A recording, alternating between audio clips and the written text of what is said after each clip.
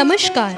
आप सभी का एक बार फिर से स्वागत है हमारे चैनल भक्ति ज्ञान में। आज बात करेंगे निर्जला एकादशी की। ज्येष्ठ माह के शुक्ल पक्ष की एकादशी को निर्जला एकादशी कहते हैं। एकादशी तिथि भगवान विष्णु की पूजा के लिए समर्पित है। सारी एकादशी एक तरफ और निर्जला एकादशी एक तरफ। आपको बता दें कि निर्जला एकादशी का व्रत बहुत पुण्यदायी होता है। इस व्रत की बहुत महिमा है। कहा जाता है कि सभी एकादशी व्रत का पुण्य यह निर्जला एकादशी व्रत दे देता है। मान्यता है कि पांडव भाइयों में से भीम ने ज्येष्ठ माह के शुक्ल पक्ष की एकादशी को बगैर जल ग्रहण किए एकादशी का व्रत किया था। तो चलिए सुनते हैं निर्जला एकादशी की व्रत कथा। निर्जला एकादशी व्रत की कथा इस प्रकार है। भीमसेन व्यास जी से कहने लगे, हे पितामह, भ्राता युधिष्ठिर, माता कुंती, द्रौपदी, अर्जुन, नकुल और सहदेव आदि सब एकादशी का व्रत करते हैं। परंतु महाराज, मैं उनसे कहता हूँ कि मैं भगवान की शक्ति पूजा आदि तो कर सकता हूँ, दान भी दे सकता हूँ, परंतु भोजन के बिना मैं नहीं रह सकता। इस पर व्यास जी कहने लगे, हे भीमसेन, यदि तुम नरक को बुरा और स्वर्ग को अच्छा समझते हो तो प्रति माह की दोनों एकादशियों को अन्न मत खाया करो। भीमसेन कहने लगे, हे पितामह, मैं तो पहले से ही कह चुका हूँ कि भूख को मैं सहन नहीं कर सकता। यदि वर्ष भर में कोई एक ही व्रत हो तो मैं उसे रख सकता हूँ, क्योंकि मेरे पेट में व्रत नाम वाली अग्नि है, सो मैं भोजन किए बिना नहीं रह सकता। भोजन करने से वो शांत रहती है, इसलिए पूरा उपवास तो क्या, एक समय भी बिना भोजन किए रहना मेरे लिए कठिन है। अतः आप मुझे कोई ऐसा व्रत बताइए जो वर्ष में केवल एक ही बार करना पड़े और मुझे स्वर्ग की प्राप्ति हो जाए। श्री व्यास जी कहने लगे कि हे पुत्र, बड़े बड़े ऋषियों ने बहुत शास्त्र आदि बनाए हैं जिसमें थोड़े परिश्रम से ही स्वर्ग की प्राप्ति हो सकती है। इस प्रकार शास्त्रों में दोनों पक्षों की एकादशी का व्रत मुक्ति के लिए रखा जाता है। व्यास जी के वचन सुनकर भीमसेन नरक जाने के नाम से भयभीत हो गए और कांपकर कहने लगे, अब मैं क्या करूं? मास में 2 व्रत तो मैं नहीं कर सकता। हाँ, वर्ष का एक व्रत करने का प्रयत्न अवश्य कर सकता हूँ। अतः वर्ष में एक दिन व्रत करने से यदि मेरी मुक्ति हो जाए, ऐसा कोई व्रत बताइए। यह सुनकर व्यास जी कहने लगे कि वृषभ और मिथुन की संक्रांति के बीच ज्येष्ठ माह के शुक्ल पक्ष की जो एकादशी आती है उसका नाम निर्जला है। तुम उस दिन एकादशी का व्रत करो।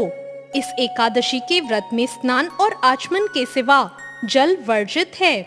आचमन में 6 मासे से अधिक जल नहीं होना चाहिए, अन्यथा वह मद्यपान के सदृश हो जाता है। इस दिन भोजन नहीं करना चाहिए, क्योंकि भोजन करने से व्रत नष्ट हो जाता है। यदि एकादशी को सूर्योदय से लेकर द्वादशी के सूर्योदय तक जल ग्रहण ना करें तो उसे सारी एकादशियों के व्रत का फल प्राप्त होता है। द्वादशी को सूर्योदय से पहले उठकर स्नान आदि करके ब्राह्मणों आदि को दान देना चाहिए। इसके पश्चात भूखे और सत्पात्र ब्राह्मण को भोजन कराकर अपने आप भोजन ग्रहण कर लेना चाहिए। इसका फल पूरे एक वर्ष की संपूर्ण एकादशियों के बराबर होता है। व्यास जी कहने लगे, हे भीमसेन, यह मुझको स्वयं भगवान ने बताया है। इस एकादशी का पुण्य समस्त तीर्थों और दानों से अधिक है। केवल एक दिन मनुष्य निर्जल रहने से पापों से मुक्त हो जाता है। जो मनुष्य निर्जला एकादशी का व्रत करते हैं उनकी मृत्यु के समय यमदूत आकर नहीं घेरते और भगवान के पार्षद उसे पुष्पक विमान में बिठाकर स्वर्ग को ले जाते हैं। अतः संसार में सबसे श्रेष्ठ निर्जला एकादशी का व्रत है, इसलिए यत्न के साथ इस व्रत को करना चाहिए।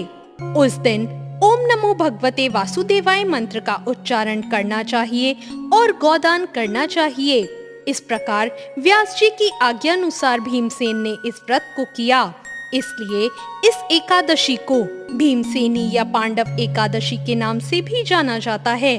निर्जला व्रत करने से पूर्व भगवान से ये प्रार्थना करें कि हे भगवान, आज मैं निर्जला व्रत करता हूँ, दूसरे दिन भोजन करूँगा, इस व्रत को श्रद्धा पूर्वक करूँगा, अतः आपकी कृपा से मेरे सब पाप नष्ट हो जाएं। इस दिन जल से भरा हुआ एक घड़ा वस्त्र से ढककर स्वर्ण सहित दान करना चाहिए। जो मनुष्य इस व्रत को करते हैं उनको करोड़ों पल सोने के दान का फल मिलता है, और जो इस दिन यज्ञादि करते हैं उनका फल तो वर्णन ही नहीं किया जा सकता। इस एकादशी के व्रत से मनुष्य विष्णु लोक को प्राप्त होता है। जो मनुष्य इस दिन अन्न खाते हैं वे चंडाल के समान हैं, वे अंत में नरक में जाते हैं। जिसने निर्जला एकादशी का व्रत किया है वह चाहे ब्रह्म हत्यारा हो, मद्यपान करता हो, चोरी की हो या गुरु के साथ द्वेष किया हो, मगर इस व्रत के प्रभाव से स्वर्ग को जाता है। हे कुंती पुत्र, जो पुरुष या स्त्री श्रद्धा पूर्वक इस व्रत को करते हैं उन्हें अग्रलिखित कर्म करने चाहिए। प्रथम भगवान का पूजन, फिर गोदान, ब्राह्मणों को मिष्टान व दक्षिणा देनी चाहिए तथा जल से भरे कलश का दान अवश्य करना चाहिए। निर्जला के दिन अन्न, वस्त्र, जूती आदि का दान भी करना चाहिए। जो मनुष्य भक्ति पूर्वक इस कथा को पढ़ते या सुनते हैं उन्हें निश्चय ही स्वर्ग की प्राप्ति होती है। तो ये थी निर्जला एकादशी की व्रत कथा।